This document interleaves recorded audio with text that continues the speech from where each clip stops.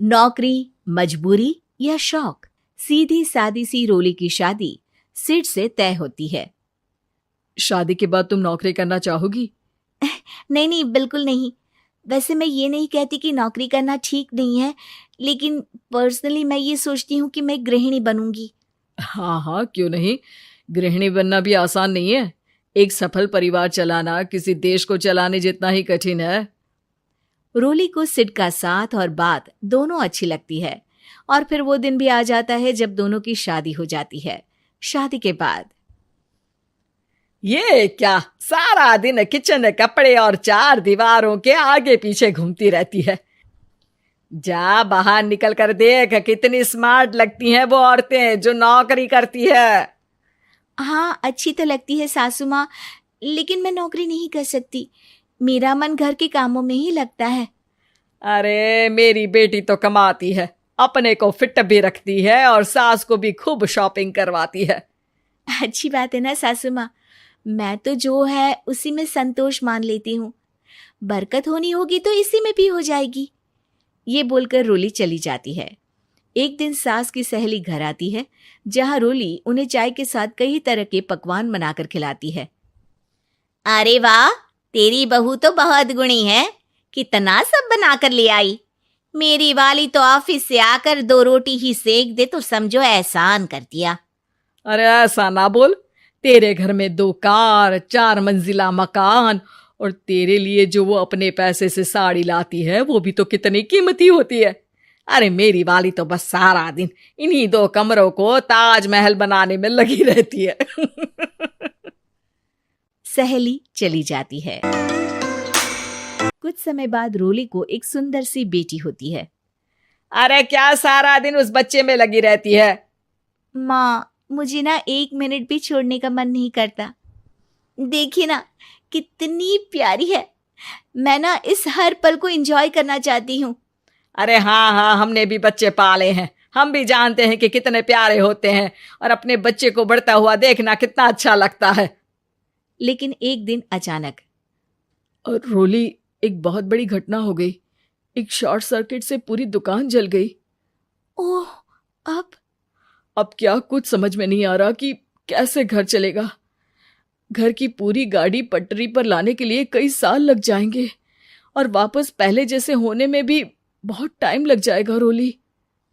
रोली कुछ सोचती है, फिर अपने 3 महीने के बच्चे को देखती है और कहती है, आप कहें तो मैं नौकरी शुरू कर दूं? माँ मुन्नी को देख लेगी, फिर शाम को तो मैं घर आ ही जाऊंगी। सिड कुछ कहता उससे पहले ही उसकी सास वहां आ जाती है। अरे हाँ हाँ, अब भी तुझे नौकरी करने के लिए पूछना होगा। अरे घर पर इतनी बड़ी विपदा आ गई है, तू है कि बच्चे का मुंह देख रही है। अरे क्या मुझ पर भरोसा नहीं है? अरे नहीं नहीं माँ जी, ऐसा क्यों बोल रही हैं आप? फिर क्या था, सिड से पूछकर 3 महीने की बच्ची को रोली सास के पास छोड़कर चली जाती है। शाम को ऑफिस से आने पर अरे सारा दिन इसने तो चैन नहीं लेने दिया, बस गोदी में ले लेकर घूमती रही। हाथ दर्द हो रहा है। बहू को बहुत गिल्ट फील होता है, लेकिन जब वो घर की हालत देखती है तो चुप रह जाती है। ऑफिस में सहेली कहती है, अरे रोली, तेरी तो बच्ची छोटी है ना, कैसे मैनेज करती है? कैसे मतलब? घर पर रहती है वो अपनी दादी के साथ। ओ यार, कितनी अच्छी है तेरी सास। मेरी सास को जब पता चला कि मैं नौकरी ज्वाइन करने की सोच रही हूँ, वो तो सीधे अमेरिका चली गई मेरी ननद के पास। अच्छा, फिर तू कैसे मैनेज करती है? अरे मैंने तो फुल टाइम मेड रख ली है। ओहो, वो तो बड़ी महंगी होगी ना?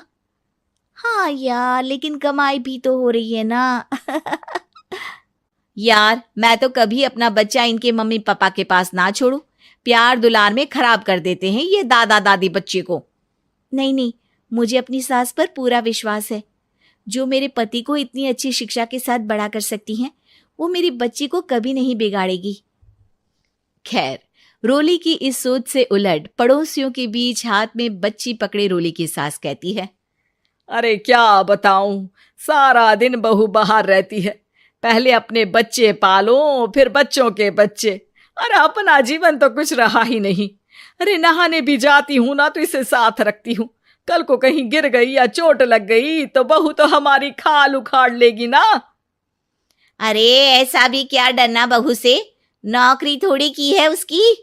अब क्या बताऊं, पढ़ी लिखी लड़कियां हैं आजकल की। चलो चलती हूँ, सब्जी बनाने का वक्त हो गया है, बच्चे आएंगे तो खाना तो बना मिले। सास ये बोलकर वहां से चली जाती है कि तभी रोली ऑफिस से घर पहुंचती है। बाहर पड़ोसियों को देखकर, नमस्ते आंटी जी, कैसी हैं आप? अरे बहुत अच्छी हूँ, लेकिन तेरी किस्मत तो सबसे अच्छी है। क्या सास पाई है, मोती दान किए होंगे तूने। तेरा बच्चा भी देखती है, खाना भी बनाती है। बेचारी बहुत काम करती है तेरी सास। हाँ आंटी, सही बोल रही हैं आप। अब ऑफिस भी दूर है तो आने जाने में वक्त चला जाता है। खैर चलती हूँ। हाँ हाँ बेटा जाओ, गर्मा गर्म खाना खाओ। रोली घर आती है जहां सास एक बार फिर छोटी सी मुन्नी की शरारतें गिनाने में लग जाती है।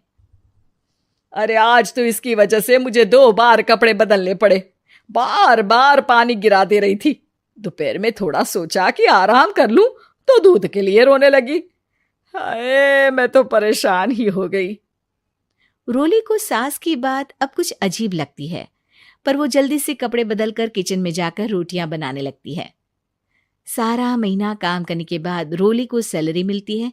वो पैसे लेकर सीधे सास के पास जाती है। माँ जी, ये मेरी सैलरी। आपने हर कदम में इस घर का साथ दिया।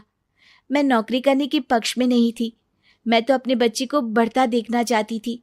मैं थोड़े में भी खुशी थी। कभी मैंने आपको किचन में पैर नहीं रखने दिया था। घर की मुसीबत नहीं आती तो मैं कभी इन जिम्मेदारियों को आप पर पड़ने नहीं देती।